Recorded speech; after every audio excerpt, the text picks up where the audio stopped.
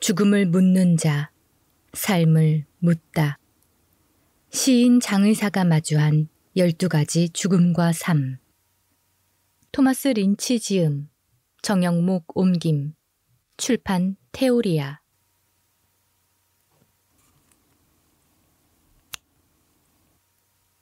장의, 산자를 위한 의식. 매년 나는 우리 타운 사람들 200명을 묻는다. 거기에 추가로 30명 정도는 화장터로 데려가 불에 태운다. 나는 관, 지하 납골 땅, 유골함을 판다. 부업으로 묘석과 비석도 판매한다. 요청이 있으면 꽃도 취급한다. 손으로 만질 수 있는 것들 말고 내 건물의 사용권도 판다. 파스텔 색조가 풍부하고 체어레일을 갖추고 반곡 쇠시리로 장식한 가구와 집기를 갖춘 11,000제곱피트의 공간이다. 이 설비 전체는 저당에 또 저당을 잡혀 다음 세기에 들어서도 한참 갚아나가야 한다. 바퀴가 달린 자산에는 연구차 1대, 플리트우드 2대, 창을 어둡게 해놓은 미니밴 1대가 있는데 이 미니밴은 우리 가격표에서는 운송 차량이라고 부르고 타운 사람들은 모두 죽은 외건이라고 부른다. 과거에는 전체 가격표 시제를 실시했다. 구식의 일괄 거래였다. 이 말은 고객은 오직 한 가지 수만 보면 된다는 뜻이었다. 큰 수치였다. 하지만 지금은 모든 것이 항목화되어 있다. 그게 법이다. 따라서 지금은 항목과 숫자와 이탈릭체로 적은 권리 포기 조항 목록이 길게 나열되어 있어 메뉴나 시어스 백화점 카탈로그처럼 보이며 가끔 연방정부에서 의무로 규정한 선택 항목들은 자동차의 크루즈 컨트롤이나 뒷유리 성의 제거 장치처럼 보이기 시작한다. 나는 주로 검은 옷을 입는다. 사람들에게 우리가 여기서 뷰익 자동차 상담을 하는 것이 아니라는 사실을 잊지 않게 하려는 것이다. 목록의 하단에는 여전히 큰 숫자가 적혀 있다. 잘 되는 해에는 매출이 100만 달러에 가까운데 우리는 그 가운데 5%가 이윤이 되기를 바란다. 나는 이 타운의 유일한 장의사다. 시장을 독점하고 있다. 변변치는 못하지만 이 시장은 이른바 조사망률, 매년 1000명당 사망자 수를 기초로 파악된다. 이렇게 생각해보면 좋다. 사람들 1000명을 잘 꿰어서 커다란 방에 불러 모았다고 상상해보자. 그런 다음 먹고 마실 것을 잔뜩 넣어주고 컬러 텔레비전, 잡지, 콘돔도 넣어주고 1월에 문을 쾅 닫는다. 이 표본은 베이비붐 세대와 그들의 자녀를 반영한 연령 분포를 보여줄 것이다. 베이비붐 세대의 한 사람당 자녀 1.2명, 7명 가운데 1명은 노인으로 이 노인은 이 큰 방에 들어와 있지 않다면 아마 플로리다나 애리조나나 양로원에 가 있게 될 것이다. 대충 그림이 그려질 것이다. 이 그룹에는 변호사가 15명, 신앙치료사가 1명, 부동산 중개업자가 36명, 비디오 기술자 1명, 면허를 얻은 상담사가 5명, 터퍼웨어 도매상이 1명 있을 것이다. 나머지는 새 직장을 찾고 있거나 중간 관리자, 밥벌레, 은퇴자일 것이다. 이제 마법이 일어나는 부분으로 가자. 12월 말이 되어 문을 활짝 열면 그 가운데 대체로 991.6명만 똑바로 서서 발을 질질 끌며 걸어 나올 것이다. 260명은 이제 터퍼웨어를 팔고 있을 것이다. 나머지 8.4명은 조사망률이 된다. 다른 통계 한 가지. 8.49의 주검 가운데 3분의 2는 노인이겠지만 5%는 아동이고 나머지 2.59가 약간 안 된다는 베이비붐 세대, 부동산 중개업자와 변호사일 가능성이 높다. 일 것이며 그 가운데 1명은 틀림없이 그 해 동안 공직에 선출되어 있을 것이다. 나아가서 3명은 뇌혈관이나 관상동맥의 문제로 죽었을 것이고 2은 암, 또 자동차 사고, 당뇨병, 가정폭력으로 1명씩 죽었을 것이다. 소수점 이하의 수는 신의 개입이나 자살에 의한 것인데 아마도 신앙치료사일 가능성이 높다. 보험 차트나 인구 통계에서 자주 빠지고 또 그렇기 때문에 눈에 두드러지는 수치는 내가 큰 놈이라고 부르는 것인데 이것은 태어나는 매 100명당 죽게 될 사람들의 수를 가리킨다. 장기간에 걸쳐보면 큰 놈이 차지하는 수치는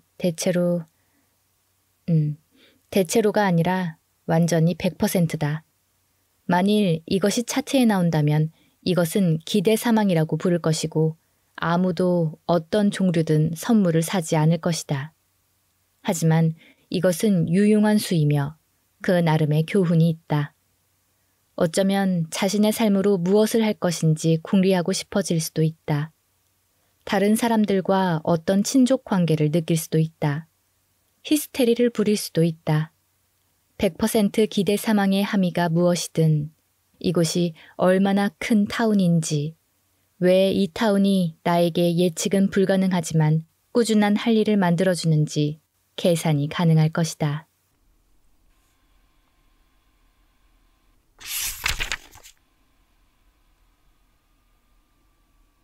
이곳에서는 24시간 내내 아무 때나 죽으며 어느 요일, 어느 달을 선호하는 것 같지 않다.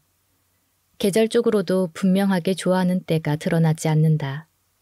별의 배치나 달의 이울기나 전래 일정도 큰 관계가 있는 것 같지 않다. 장소도 중요하지 않다. 쉐보레와 양로원에서, 욕조에서, 주간 도로에서, ER에서, OR에서, BMW에서 앉아서 가기도 하고 누워서 가기도 한다.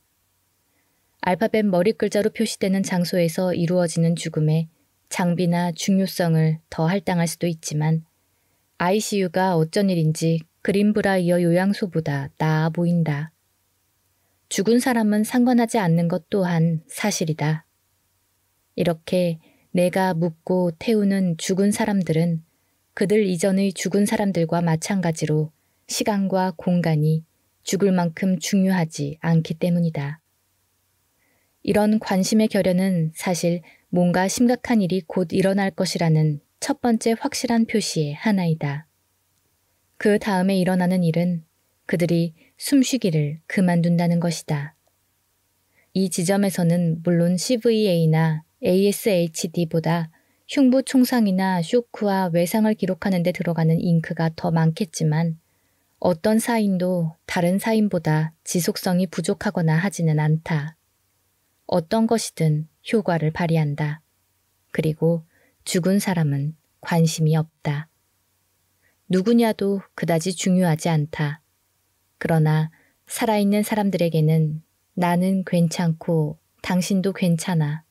그런데 그는 죽었어 하고 말하는 것이 일종의 위로다. 이것이 우리가 강바닥을 훑고 비행기 잔해나 폭격 현장을 샅샅이 뒤지는 이유다. 이것이 작전 중 실종이 도착 시 이미 사망보다 고통스러운 이유다. 이것이 우리가 관을 열어두고 모두가 부고를 읽는 이유다. 아는 것이 알지 못하는 것보다 낫고 그것이 너라는 사실을 아는 것이 그것이 나라는 사실을 아는 것보다 두말할 나위 없이 낫다. 일단 내가 죽은 사람이 되면 내가 괜찮든 그가 괜찮든 나에게는 별 상관없는 일이 되기 때문이다. 다 꺼져도 상관없다. 죽은 사람은 아무런 관심이 없기 때문이다. 물론 살아있는 사람은 부사와 보험 통계에 묶여 여전히 관심을 가진다. 자, 그런 차이가 있고 그래서 내가 사업을 해나갈 수 있다. 살아있는 자는 주의 깊고 또 종종 관심을 기울인다. 죽은 사람은 관심이 없다. 어쩌면 근심이 없는 것인지도 모른다. 어느 쪽이든 없다. 이것은 눈에 잘 띄지는 않지만 입증할 수 있는 진실이다.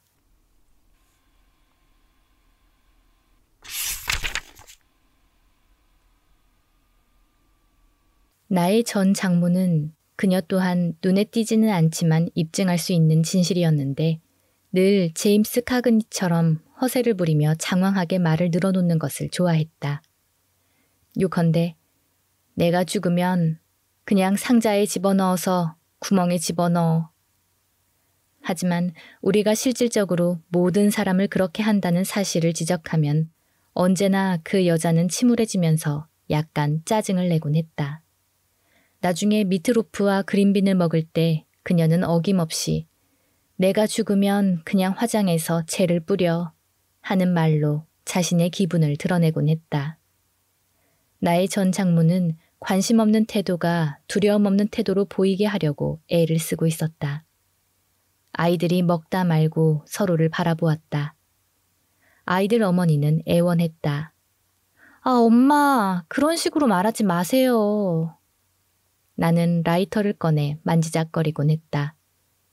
이와 비슷하게 나를 이 여자의 딸에게 결혼시킨 사제, 골프와 황금성합과 아일랜드 린넨으로 만든 제이를 사랑했던 남자, 와인색으로 실내를 장식한 크고 검은 세단을 몰고 다니며 늘 추기경 자리를 눈여겨보던 남자는 어느 날 공동묘지를 떠나다 갑자기 마음이 동한 듯 나에게 다음과 같은 지시를 내렸다.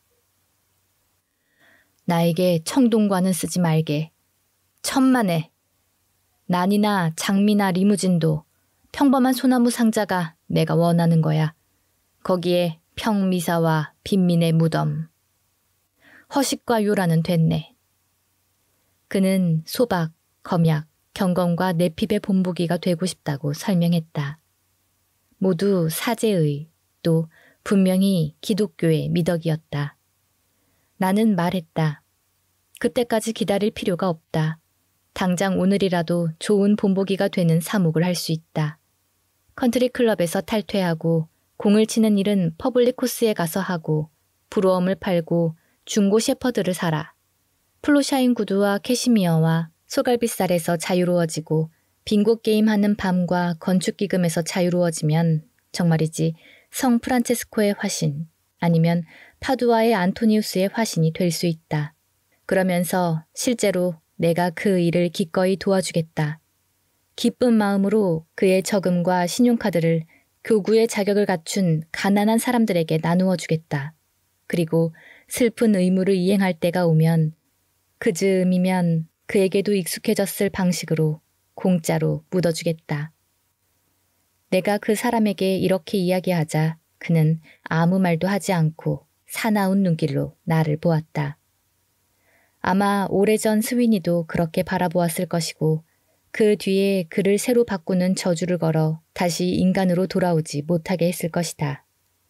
내가 그 사람에게 말해주려고 했던 것은 물론 죽은 성자가 되는 것은 죽은 전자리 상어가 되는 것만큼이나 가치 없는 일이라는 사실이었다.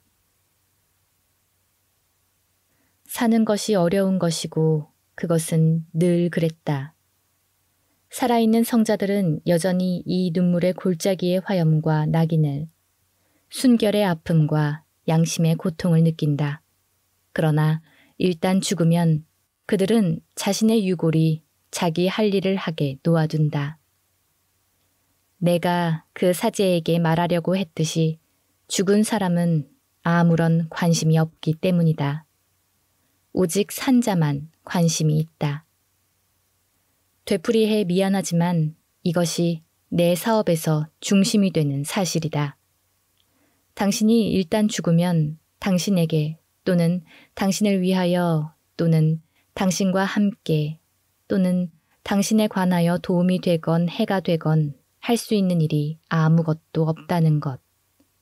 우리가 주는 어떤 피해나 보여주는 친절은 살아있는 사람들, 당신의 죽음을 하나의 사건으로 받아들이는 그것이 정말로 누군가에게 사건이 되는 것이라면 사람들에게 영향을 준다는 것이다. 산 사람들은 당신의 죽음과 함께 살아야 한다. 당신은 그렇지 않다. 당신의 죽음이 안겨주는 슬픔 또는 기쁨은 그들의 것이다. 당신의 죽음으로 인한 손실 또는 이득은 그들의 것이다. 기억의 고통과 기쁨은 그들의 것이다. 장의 서비스에 대한 청구서는 그들의 것이고 그 돈을 지불하기 위해 우편으로 보내는 수표도 그들의 것이다. 그리고 진실, 매우 자명한 진실. 그러나 지금 생각해보니 늙은 처갓집 식구들, 교구 사제, 또 이발소와 칵테일 파티와 사칭회에서 나에게 다가와 말을 걸면서 단호하게 또는 의무감에 자신들이 죽으면 이렇게 저렇게 해달라고 은근히 알려주는 낯선 사람들은 잘 파악하지 못하는 진실이 있다. 그냥 놔두라는 것이 내가 하고자 하는 말이다. 일단 죽으면 두 발을 편한 데 올려놓고 하루가 끝났다 여기고 남편이나 부인이나 애들이나 형제가 당신을 묻을지 태울지 대포에 넣고 쏠지 어딘가의 배수로에 내버려 말라 비틀어지게 할지 결정하게 놓아두어라. 그것을 지켜보는 것은 당신의 일이 아니다. 죽은 사람은 상관없기 때문이다.